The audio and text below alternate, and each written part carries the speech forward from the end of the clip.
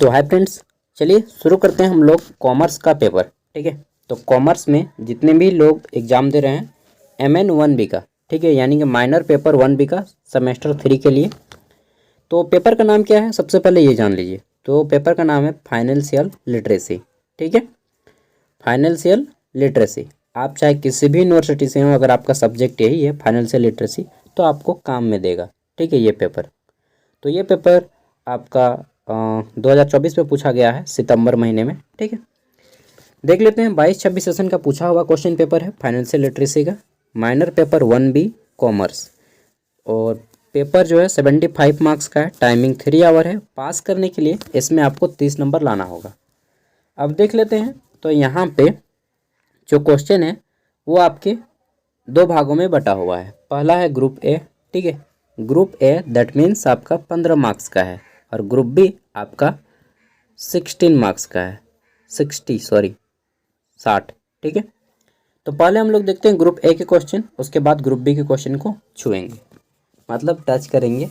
Touch तो नहीं कर पाइएगा बस। अच्छा चलिए, तो हमारा पहला क्वेश्चन है, हिंदी इंग्लिश दोनों में है, कि what is the nature of the Indian economy. भारतीय अर्थव्यवस्था की प्रकृति कैसी है। हिंदी में क्या है, भारतीय अर्थव्यवस्था की प्रकृति कैसी है, क्या है, सॉरी।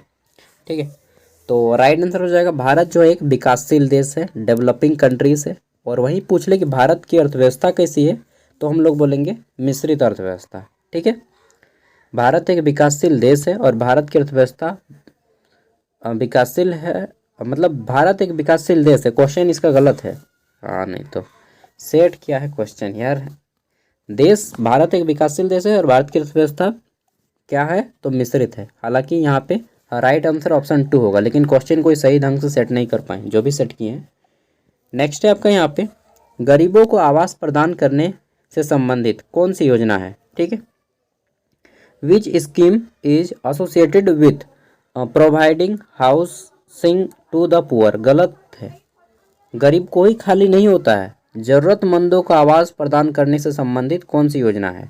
ठीक है, तो मतलब देख रहे हैं ना, लैंग्वेज सब चीज़ में गरीब। अरे भाई, हर कोई गरीब नहीं होता है, जिसको ज़रूरत है उसको आवास मिल जाए। अब क्या सब कोई गरीब यार, गरीब गरीब गरीब, हाँ नहीं तो यहाँ पे राइट आंसर हो जाएगा प्रधानमंत्री आवास योजना, जो कि 2015 में चला। और ये दो प्रकार का है, एक शहरी और एक ग्रामीण। प्रधानमंत्री आवास योजना शहरी, प्रधानमंत्री आवास योजना ग्रामीण। ठीक है, नेक्स्ट है आपका यहाँ पे क्वेश्चन नंबर सी। इसमें पूछा गया है, भारत में कौशल विकास पर ध्यान केंद्रित करने वाला कौन सा कार्यक्रम है। तो देखिए, विच programme focused on skill development in India. तो भारत में एक चलता है स्किल इंडिया प्रोजेक्ट। ठीक है, कहाँ पे, स्किल इंडिया मिशन, ये वाला ऑप्शन 2। ये भी 2015 में आया था। आपने देखा होगा कहीं पे एक शेर जो कि खाली वाशर से बना हुआ है, बहुत सारा मशीन से बना हुआ शेर है।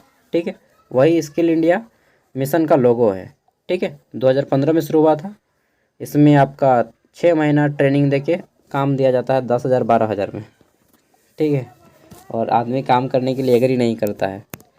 कौन उतना कम में काम करेगा यार, करेगा जिसका ज़रूरत है वो तो कर भी करेगा। स्टार्टिंग में कुछ भी कम मिलता है, कर लीजिए। ठीक है, नई आर्थिक नीति 1991 का मुख्य उद्देश्य क्या है। ठीक है, नई आर्थिक नीति 1991 का मुख्य उद्देश्य क्या है। तो देखिए, 1991 में भारत में आया LPG। LPG क्या, लिक्विफाइड पेट्रोलियम गैस, नहीं नहीं नहीं रे बाबा, LPG इसको बोलते हैं लिबरलाइजेशन, प्राइवेटाइजेशन और ग्लोबलाइजेशन। ठीक है, यानी कि उदारीकरण है आपका, निजीकरण है, और क्या बोलते हैं उसको, प्राइवेट करना है। ठीक है, ग्लोबलाइजेशन, वैश्वीकरण, हाँ, उदारीकरण, निजीकरण और वैश्वीकरण। ठीक है, तो ये तीनों चीज़ आया है, यानी कि आपको स्वतंत्रता दिया गया, आप आराम से व्यापार कीजिए कहाँ पर भी, कहीं पर भी। ठीक है, उदारीकरण आया, निजीकरण आया, तो राइट आंसर हो जाएगा 1991 में ये सभी हुआ है। इसको न्यू इकोनॉमिक रिफॉर्म भी बोलते हैं, नई आर्थिक नीति। ठीक है, ये हो जाएगा ऑप्शन डी। और इस टाइम इसका जो मेन रीजन है न लाने का, वो थे श्री मनमोहन सिंह, तत्कालिक प्रधानमंत्री। तात्कालिक मतलब उस समय पे, सॉरी प्रधानमंत्री नहीं थे, बाद में प्रधानमंत्री बने, उस टाइम पे ये वित्त मंत्री थे। नेक्स्ट है आपका यहाँ पे, भारत में योजना आयोग का स्थान किस संस्था ने लिया है। तो देखिए पहले योजना आयोग हुआ करता था और 5 साल में एगो योजना चलता था। आपने नाम सुना होगा, प्लानिंग कमीशन, योजना आयोग, पंचवर्षीय योजना, नाम तो जरूर सुना होगा।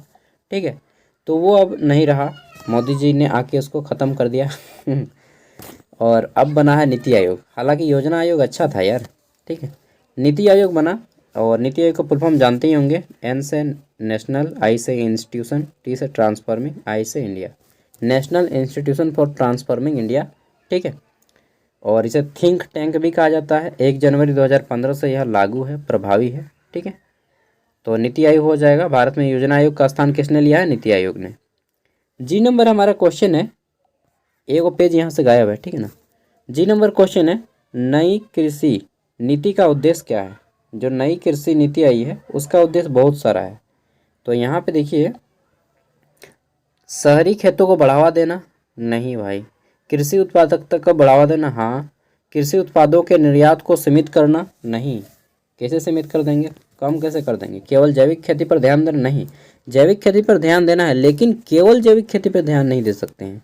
तो यहाँ पे ये जो ऑप्शन दिए हैं, ऑप्शन सही ढंग से नहीं दिए हैं। ऑप्शन इनको 3-4 को देना चाहिए और लास्ट में देना चाहिए इनमें से सभी। ठीक है, क्योंकि नई कृषि नीति में बहुत सारी चीज़ों पे ध्यान दे रहे हैं हम लोग, और यहाँ पे एक ही पॉइंट मैच कर रहा है, कृषि उत्पादकता को बढ़ावा देना। ठीक है, या बढ़ाना, ऑप्शन 2। आगे देखते हैं H नंबर क्वेश्चन। तो यहाँ पे पूछा गया है, समावेशी विकास की अवधारणा निम्नलिखित में से किसके साथ सबसे अधिक संबंधित है। तो देखिए, समावेशी विकास की जो अवधारणा है यह आपका किससे संबंधित है, मतलब समान रूप से विकास करना सभी का। ठीक है, तो जनरली जो है नीचे तबके के मुख्य धारा से पिछड़े हुए लोगों को डायरेक्ट, देखिए सब बात में गरीब, क्वेश्चन जो सेट किया है उसका माइंड सेट खाली गरीबे है। अरे भाई, निम्न सीमा रेखा उसको बोलते हैं, या मुख्य धारा से पिछड़े हुए लोगों को। ठीक है हर बात पे गरीब घुसा रहा है वो। मानता हूँ कि गरीबी वर्ड यूज मत कीजिए आजकल, क्योंकि अच्छा नहीं लगता है। ठीक है, मैं बहुत गरीब हूँ। अरे भाई, गरीब नहीं हो भाई, तुम काम नहीं कर रहा है। ठीक है, उसको आजकल हर व्यक्ति को ज़रूरत पूरा होता है, बस क्या बोलते हैं कि ज़्यादा ज़रूरत नहीं पाता है। अगर आप काम कीजिएगा तो ज़्यादा ज़रूरत भी पा जाइएगा, जितना भी आपको चाहिए। ठीक है, क्या बोलते हैं उसको, चलिए छोड़िए, ख्वाहिश। हाँ, ज़रूरतें तो पूरी होती है, ख्वाहिश पूरी होनी आजकल दिक्कत है ना। तो क्या बोला गया है यहाँ पे, गरीबों में कमी और समान वितरण। यहाँ पे होना चाहिए मुख्य धारा से पिछड़े हुए लोगों में कमी और समान वितरण को पूरा करना। ठीक है, ऑप्शन बी।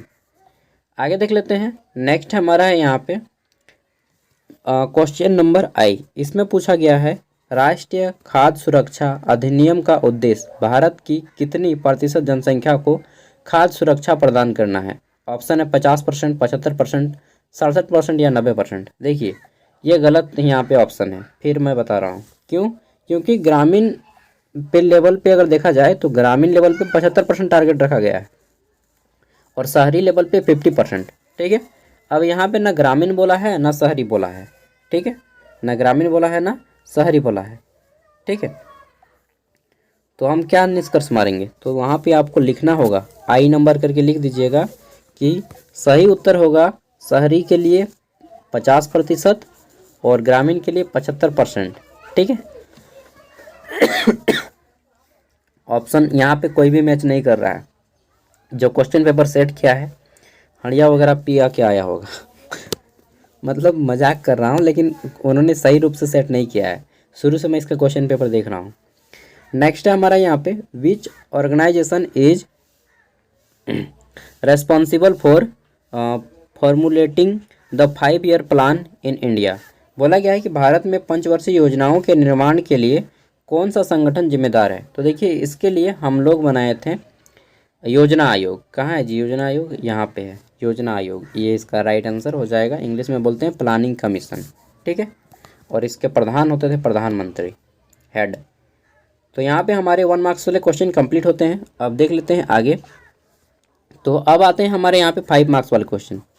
यहाँ पे पहला क्वेश्चन है कि what is the significance of the new economic policy 1991 in India, यानी कि भारत में नई आर्थिक नीति 1991 जो आया इसका क्या महत्व है, तो बता दीजिएगा। 3 गो सेक्टर पे ज़्यादा ध्यान दिया गया, लिबरलाइजेशन, प्राइवेटाइजेशन एंड ग्लोबलाइजेशन, वैश्वीकरण, उदारीकरण और निजीकरण पे, ठीक है। और इसके कारण किसको किसको लाभ हुआ, तो बता देना है कि बड़े बड़े व्यापारियों को लाभ हुआ है और छोटे छोटे व्यापारियों को हानि हुआ है। रियल बात बताना है, ठीक है, झूठ मूठ का मत बोलिए कि सभी को फायदा हुआ ना यार। गरीब जो व्यापारी थे, मतलब गरीब नहीं, छोटे व्यापारी जो थे, ठीक है, उनको हानि हुआ है, बड़े व्यापारियों को लाभ हुआ है। What is the role of NITI Aayog, NITI Aayog का क्या रोल है इन इंडियन इकोनॉमिक प्लानिंग, ठीक है। भारतीय आर्थिक योजना में नीति आयोग की क्या भूमिका है ये बताना है, ठीक है। और प्लानिंग कमीशन को इन्होंने साइड करके जो रिप्लेस करके अपना स्थान बनाया है उसके बारे में भी बताइएगा, कब आया, कैसे आया, ठीक है।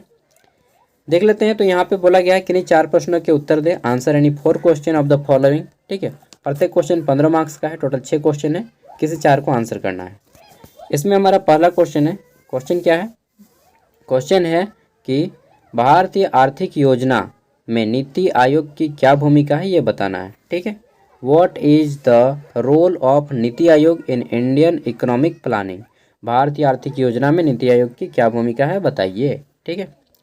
4 नंबर हमारा क्वेश्चन है यहाँ पे, analyse the impact of the new economic policy of 1991 on different sector of the Indian economy, यानी कि 1991 की नई आर्थिक नीति का भारतीय अर्थव्यवस्था के विभिन्न क्षेत्रों पर क्या क्या प्रभाव पड़ा है, विश्लेषण करें। ओके ब्रो, हाँ समझ गए यार। आज ना इतना वीडियो बनाए हैं उनके थक गया हूँ, और जब एग्ज़ाम आता है ना आप लोगों का, तो सच बता रहा हूँ बहुत सारा वीडियो, मेरा पर्सनल काम वगैरह छूट जाता है, छुट्टी लेना पड़ता है, ठीक है। आप लोगों के लिए 4-5 दिन का छुट्टी लो, खाली वीडियो बनाओ आप लोग के चक्कर में।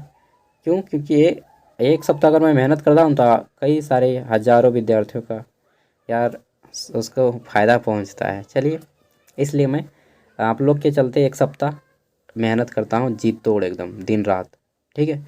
भारत में कृषि क्षेत्र द्वारा सामना की जाने वाली, हाँ, भारत में कृषि क्षेत्र द्वारा सामना की जाने वाली चुनौतियों और इन समस्याओं के समाधान के लिए नई कृषि नीति के तहत उठाए गए कदमों को बताना है, ठीक है।